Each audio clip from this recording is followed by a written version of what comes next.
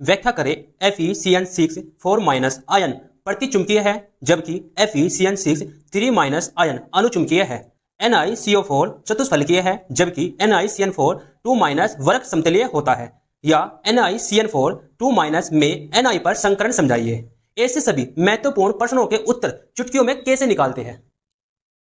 नमस्कार, मैं सागर कुमार। संयोजकता बंध सिद्धांत से उपसहसंयोजक यौगिकों के संकरण, रंग, चुंबकीय गुण तथा आकृति का कैसे पता लगाते हैं, आइए बिना देरी के समझते हैं। सबसे पहले हमारे पास उदाहरण नंबर 1 को हम देख लेते हैं। उदाहरण है हमारा CrNH3 इसको बोलते हैं उपसहसंयोजी यौगिक। उपसहसंयोजी यौगिक, इस यौगिक के अंदर दो चीज विद्यमान होती है। जैसे यहाँ पर Cr जो है, Cr यहाँ पर केंद्रीय धातु है। Cr यहाँ पर केंद्रीय धातु है और यहाँ पर जो NH3 है, NH3 है यहाँ पर लिगैंड। NH3 है लिगैंड। अब ये केंद्रीय धातु क्या होता है, लिगैंड क्या होता है, इसके ऊपर थोड़ा सा डिस्कस करते हैं। देखो, जो हमारे यहाँ पर लिगैंड है ये है NH3। क्या है? NH3। और जो NH3 है इसके ऊपर होता है इलेक्ट्रॉन पेयर। क्या होता है? Electron pair. और जो हमारा Cr है वह है यहाँ पर केंद्रीय धातु। क्या है? केंद्रीय धातु। तो हमारा जो लिगैंड है वो क्या करता है, अपने इलेक्ट्रॉन पेयर को Cr को दे देता है, मतलब केंद्रीय धातु को दे देता है। और केंद्रीय धातु से देकर क्या करता है, एक बंध बनाता है जिसको कहते हैं उपसहसंयोजी बंध। क्या कहते हैं? उपसहसंयोजी बंध। और जहां उपसहसंयोजी बंध बनता है तो उपसहसंयोजी बंध से क्या बनता है, हमारा उपसहसंयोजी यौगिक बनता है। क्या बनता है? उपसहसंयोजी यौगिक बनते हैं। अब इसकी जो कैपेसिटी है इलेक्ट्रॉन पेयर लेने की, वो हमारे इसके पास 6 इलेक्ट्रॉन पेयर आ सकते हैं। कितने इलेक्ट्रॉन पेयर आ सकते हैं? 6। 1 2 3 4 5 और 6। कितने इलेक्ट्रॉन पेयर आ सकते हैं? 6 इलेक्ट्रॉन पेयर आ सकते हैं। तो यहां पर जैसे NH3 के पास 1 इलेक्ट्रॉन पेयर है तो Cr के पास कितनी कैपेसिटी है? 6 इलेक्ट्रॉन पेयर लेने की। तो हमें क्या करना होगा, NH3 को 6 लेना होगा। कितना लेना होगा? NH3 को 6। क्योंकि एक NH3 के पास 1 इलेक्ट्रॉन पेयर है तो क्या करेगा, NH3 अपना 1 इलेक्ट्रॉन पेयर इसके पास रख देगा। तो टोटल कितने ले सकता है NH3? 6, मतलब 6 इलेक्ट्रॉन पेयर को अपने पास रख सकता है। ठीक है, तो ये होता है हमारा केंद्रीय धातु का काम। अब हम क्या करते हैं, केंद्रीय धातु की ऑक्सीकरण अवस्था निकालते हैं। तो केंद्रीय धातु जो है हमारा Cr, उसको X मान लेते हैं। क्या मान लेते हैं? X। तो जो इसकी हमें ऑक्सीकरण अवस्था निकालनी होती है उसको हम X मान लेते हैं। उसके बाद जो NH3 है, NH3 जो है ये है एक उदासीन लिगैंड। क्या है? उदासीन लिगैंड ऐसे लिगैंड होते हैं जिन पर न माइनस का आवेश होता है न प्लस का आवेश होता है, मतलब इनके ऊपर आवेश होता है 0। लिगैंड 3 तरीके के हो सकते हैं, ऋणात्मक, धनात्मक और उदासीन। मैं यहाँ पर लिस्ट लगा रहा हूं, आप देख लीजिए कि उदासीन लिगैंड हमारी है, धनात्मक हमारी है, ऋणात्मक हमारी है। मतलब जो उदासीन होंगे उन पर तो सब पे आवेश 0 रहेगा, जो ऋणात्मक होंगे उन पे सब पे कैसा आवेश आएगा, माइनस का, और जो धनात्मक होंगे उन पे कैसा आवेश आएगा, प्लस का। तो तीनों लिस्ट मैंने यहाँ पर लगा दी है। आप लोग क्या करो, इन लिगैंड के ऊपर जितना जितना आवेश है वो याद कर लीजिए, क्योंकि जब आपको पता होगा कि इनके ऊपर इतना आवेश है माइनस में प्लस में, जब जाके ही आप क्या निकाल सकते हो, केंद्रीय धातु की ऑक्सीकरण अवस्था निकाल सकते हो। जैसे मुझे पता चला कि भैया इसकी जो ऊपर आवेश है वो 0 है और गुना में क्या होगा, 6 हो जाएगा, और बराबर जो इस पूरे यौगिक के ऊपर आवेश होता है, जैसे यहाँ पर +3 है तो +3 क्या हो जाएगा, बराबर में आ जाएगा। +3 क्या हो जाएगा, बराबर में आ जाएगा। ठीक है, अब हमें x की वैल्यू फाइंड करनी है। तो जैसे ही गुणा 0 हो जाएगा, 0 गुणा 6 होगा है भाई, किसी की भी गुणा आप 0 में कर लो तो क्या हो जाता है, 0 हो जाता है वैल्यू। तो यहाँ 0 हो जाएगा वैल्यू, इक्वल कितना हो जाएगा, 3x। सबके प्लस में 0 लिख लो, कोई फर्क पड़ने वाला थोड़ी है, तो 0 को भूल जाइए। तो कितना हो जाएगा, +3। तो इसकी ऑक्सीकरण संख्या आ गई +3। अब +3 का मतलब ये है कि Cr के पास से 3 इलेक्ट्रॉन बाहर चले गए। Cr के पास से 3 इलेक्ट्रॉन बाहर चले गए। ठीक है, अब हम क्या करते हैं, दूसरे स्टेप में करते हैं कि Cr का इलेक्ट्रॉनिक विन्यास लिखते हैं। Cr का इलेक्ट्रॉनिक विन्यास 1s2 2s2 2p6 3s2 3p6 4s1 3d5 4s1 3d5। मैंने आप लोगों को समझाया था कि जो इसका देखो, इसका जो परमाणु क्रमांक होता है वो 24 होता है। कितना होता है? 24। और 24 पे होता है अपवाद। अपवाद क्या होता है कि डी में आता है 5 और एस में आता है 1। डी में आता है 5 और एस में आता है 1। ठीक है बच्चों, अब हमें किसका इलेक्ट्रॉन विन्यास निकालना है? अब हमें निकालना है Cr+3। Cr+3 का मतलब है कि 3 इलेक्ट्रॉन बाहर चले गए। 3 इलेक्ट्रॉन इस वाले इलेक्ट्रॉन विन्यास में से बाहर जाएंगे, लेकिन बाहर कहां से जाएंगे? बाहर जाएंगे इस वाले कोष में से, क्योंकि ये क्या है? अंतिम कोष है बेटा। क्या है? अंतिम कोष। जब भी इलेक्ट्रॉन निकलेगा तो परमाणु के अंतिम कोष से इलेक्ट्रॉन बाहर निकलते हैं। अब इसका इलेक्ट्रॉन विन्यास कैसे होगा? ये वाला जो पोर्शन है भैया, ये वाला जो पोर्शन है ये तो सबका रहेगा सेम। अंतिम वाले में से इलेक्ट्रॉन निकालने 3, तो क्या करेंगे? जो D है 3D, कितने इलेक्ट्रॉन निकल जाएंगे भाई? एक देखो 4s मतलब ऐसा समझो, ये हमारा कोई परमाणु है, तो 1 2 3 और ये हो गया 4। कितने कोष हो गए? 4 कोष। ये 3D है ये तो है आपका यहाँ पर, और जो 4s है ये है यहाँ पर। तो पहले इलेक्ट्रॉन किस में से निकलेंगे? 4s में से बाहर निकलेंगे। तो 4s में एक इलेक्ट्रॉन बाहर है, तो एक इलेक्ट्रॉन बाहर निकल गया। फिर किसका नंबर आएगा? 3D का नंबर आएगा। 3D में से कितने इलेक्ट्रॉन निकलेंगे? 2, क्योंकि टोटल हमें कितने निकालने हैं? 3 निकालने हैं। तो एक तो निकल गया s में से, और 3D में से कितने निकल जाएंगे? 2। ठीक है, टोटल 3 निकलने। अब D के पास कितने थे? 3D के पास 5 थे, 2 बाहर निकल गए, बचे कितने? यहाँ पर बचे 3। कितने बचे? 3। अब s के पास कितने बचे? 4s के पास 0। कितने बचे? 0। आप लोगों को मैं बता दूं कि जो हमारा डी कक्षक होता है, डी कक्षक में हमारे अधिकतम 10 इलेक्ट्रॉन आ सकते हैं। कितने? 10 इलेक्ट्रॉन। तो यहां पर हमने डी कक्षक बना लिया, एस कक्षक बना लिया, पी कक्षक बना लिया। एक्स कक्षक में 2 इलेक्ट्रॉन आ सकते हैं, पी में हमारे मैक्सिमम कितना आ सकते हैं? 6 इलेक्ट्रॉन आ सकते हैं। अब इनमें हम बढ़ते हैं। 3D, डी में कितने इलेक्ट्रॉन आने हैं? 3 इलेक्ट्रॉन। तो हमारा ऐसे इलेक्ट्रॉन भरे जाते हैं कि एक एक इलेक्ट्रॉन पहले भर लीजिए। आप लोग क्या करते हैं? एक एक इलेक्ट्रॉन भरते हैं, क्योंकि ये समझाता है हमें हुंड का नियम। तो 3D में कितने इलेक्ट्रॉन है? 3। तो 1 2 3 इलेक्ट्रॉन हो गए। 4s इसमें कितने इलेक्ट्रॉन है? 0। चलो भैया कोई बात नहीं। अब बात आती है जो हमारे लीजेंड है। क्या है? लीजेंड। लीजेंड हमारे 6 हैं, तो 6 क्या होंगे? इलेक्ट्रॉन पेयर होंगे। 6 क्या होंगे? इलेक्ट्रॉन पेयर होंगे। लीजेंड क्या करते हैं? अपने इलेक्ट्रॉन पेयर को किसके पास रखते हैं? अपने इलेक्ट्रॉन पेयर को किसके पास रखते हैं? केंद्रीय धातु के पास। अब केंद्रीय धातु के पास कितने बॉक्स है? 1 2 3 4 5 6। कितने बॉक्स है? 6 बॉक्स है, और 6 हमारे लीजेंड है। तो लीजेंड भाई साहब आएंगे, अपने इलेक्ट्रॉन पेयर को यहां रखेंगे। कितने लीजेंड है हमारे? 6। भाई एक NH3 आएगा, अपना इसमें रखेगा, दूसरा आएगा NH3 इसमें रखेगा अपना इलेक्ट्रॉन पेयर, इसमें रखेगा, इसमें रखेगा, फिर इसमें रखेगा, फिर इसमें रखेगा। और इसमें अपने इलेक्ट्रॉन पेयर रखने के बाद NH3 अपने इलेक्ट्रॉन पेयर रखने के बाद Cr के साथ क्या करता है? एक बंध बना लेता है। उस बंध को हम क्या कहते हैं? उपसंयोजी बंध कहते हैं। और उस बंध के कारण जो यौगिक बनता है उसको हम क्या कहते हैं? उपसंयोजक यौगिक कहते हैं। ठीक है, अब यहां पर मैंने एक सुंदर सा नोट लिख रखा है। नोट है कि NH3 एक दुर्बल लिगैंड है जो युग्मन नहीं करता। भाई देखो NH3 क्या है? एक दुर्बल लिगैंड है। लिगैंड 2 तरीके से आप लोगों को पढ़ना है। एक तो प्रबल लिगैंड को पढ़ना है, एक दुर्बल लिगैंड को पढ़ना है। दुर्बल जो लिगैंड होंगे वे युग्मन नहीं करेंगे। युग्मन का मतलब है इलेक्ट्रॉन पेयर नहीं बनाएंगे, और जो प्रबल होंगे वे इलेक्ट्रॉन पेयर बनाएंगे। ये दूसरा वाला उदाहरण है, इसमें हम आपको अच्छे तरीके से समझाएंगे कि प्रबल युग्मन करेंगे या दुर्बल युग्मन नहीं करेंगे। अब सबसे पहले जो प्रश्न आता है वो आता है संकरण, कि इसका संकरण क्या होगा? इस वाले यौगिक का संकरण क्या होगा? तो संकरण होगा, संकरण देखो कैसे लिखते हैं। संकरण लिखते हैं जितने कक्षक यूज में आई है। डी के कितने कक्षक यूज में आए? कितने लिगैंड इलेक्ट्रॉन रखे अपने? 1 2। तो हम लिखेंगे यहाँ पर D2। क्या लिखेंगे? D2। एस का कितना? S1 1 लिखा नहीं करते, क्योंकि 1 तो सबके ऊपर होता है। पी के कितने कक्षक आए? 3 यूज में आए ना। कितना है? 3 यूज में आए। तो इसका संकरण हो जाएगा D2sp3। अब आती है बात रंग की, कि भाई रंगीन होगा या रंगहीन होगा। अब देखो यदि हमारे पास अयुग्मित इलेक्ट्रॉन हो, अयुग्मित इलेक्ट्रॉन मतलब है सिंगल इलेक्ट्रॉन हो। क्या हो, सिंगल इलेक्ट्रॉन, तो क्या होगा, कलरफुल होगा, मतलब रंगीन होगा। मैं आपको बता दूं, देखो यदि सिंगल इलेक्ट्रॉन है मतलब सिंगल इलेक्ट्रॉन मतलब सिंगल बंदा, और सिंगल बंदा क्या करता है, ज्यादा उछल कूद करता है, क्या करता है, ज्यादा उछल कूद करता है, और जो ज्यादा उछल कूद करता है वो क्या करता है, ज्यादा रंग दिखाता है ना अपने।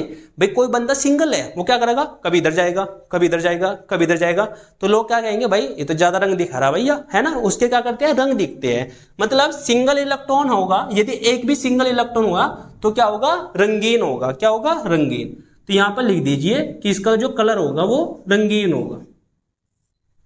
अब बात आती है चुंबकीय गुण की। चुंबकीय गुण को कैसे याद करना है, यदि हमारे पास अयुग्मित इलेक्ट्रॉन है मतलब सिंगल इलेक्ट्रॉन है तो क्या करेगा, भाई सिंगल बंदा क्या होता है, सिंगल बंदा किसी भी जाके चिपक जाता है, लो भैया मैं इस पे चिपक गया, फिर थोड़ा इस पे चिपक गया। लेकिन जो डबल होता है, डबल मतलब जो पेयर होता है, वो किसी के जाके चिपकता नहीं, वो क्या करता है, चलो भाई हमारा तो जोड़ी बन गया, हम क्या करेंगे, आराम से बैठ जाएंगे हम। भाई सिंगल बंदा क्या करेगा, कभी इधर जाके चिपकेगा, कभी उसमें जाके चिपकेगा। जिस जो डबल हो जाता है, जिसके मतलब क्या हो जाती है, शादी हो जाती है, वो क्या होता है, आराम से बैठ जाता है, कोई बात नहीं भैया अब मैं कहीं नहीं जाने वाला, क्योंकि मैं क्या हो गया, डबल हो गया, ठीक है। तो सिंगल बंदा किसी किसी जाके चिपकेगा, तो मतलब क्या होगा, चुंबकीय गुण कैसा होगा, अणुचुंबकीय, कैसा होगा, अणुचुंबकीय। तो इसका जो गुण होगा वो होगा अणुचुंबकीय। अणुचुंबकीय मतलब जो चुंबक पे जाके चिपक जाए, जो चुंबक की ओर क्या हो जाए, आकर्षित हो जाए, वो क्या होता है, अणुचुंबकीय, ठीक है। अब इसकी आकृति कैसे होगी, भाई यदि हमारा संकरण D2sp3 हुआ तो इसकी आकृति होगी अष्टफलकीय। कैसी आकृति होगी, अष्टफलकीय। इससे पिछले वाली वीडियो में मैंने बताया था, यदि हमारा संकरण D2sp3 हो तो आकृति अष्टफलकीय होती है। तो अष्टफलकीय आकृति कैसे होती है, इस तरीके की कुछ आकृति होती है, CR सेंटर में हो जाएगा,